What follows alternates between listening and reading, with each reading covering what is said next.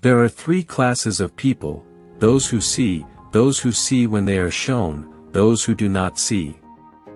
As a well-spent day brings happy sleep, so a life well spent brings happy death. Iron rusts from disuse, water loses its purity from stagnation, even so does inaction sap the vigor of the mind. I have been impressed with the urgency of doing. Knowing is not enough, we must apply. Being willing is not enough, we must do. Nature is the source of all true knowledge. She has her own logic, her own laws, she has no effect without cause nor invention without necessity. I have offended God and mankind because my work didn't reach the quality it should have.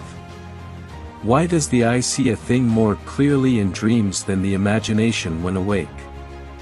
He who loves practice without theory is like the sailor who boards ship without a rudder and compass and never knows where he may cast.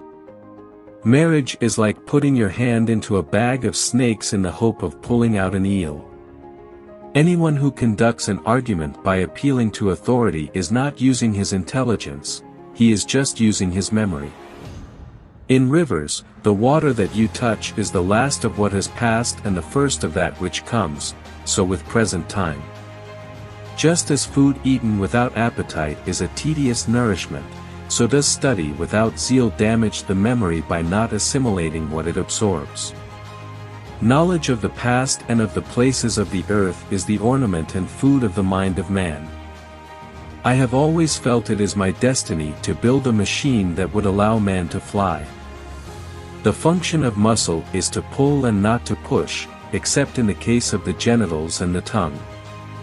Medicine is the restoration of discordant elements, sickness is the discord of the elements infused into the living body.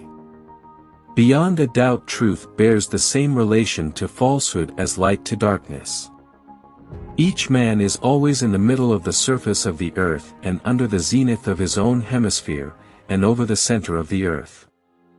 There is no object so large but that at a great distance from the eye it does not appear smaller than a smaller object near. Men of lofty genius when they are doing the least work are most active.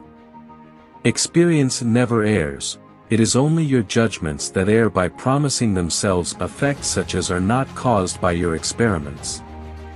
As every divided kingdom falls, so every mind divided between many studies confounds and saps itself. Although nature commences with reason and ends in experience, it is necessary for us to do the opposite, that is to commence with experience and from this to proceed to investigate the reason. Necessity is the mistress and guide of nature. Necessity is the theme and inventress of nature, her curb and her eternal law.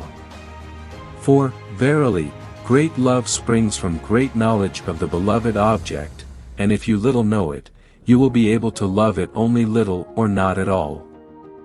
The spirit desires to remain with its body, because, without the organic instruments of that body, it can neither act, nor feel anything. Experience does not err.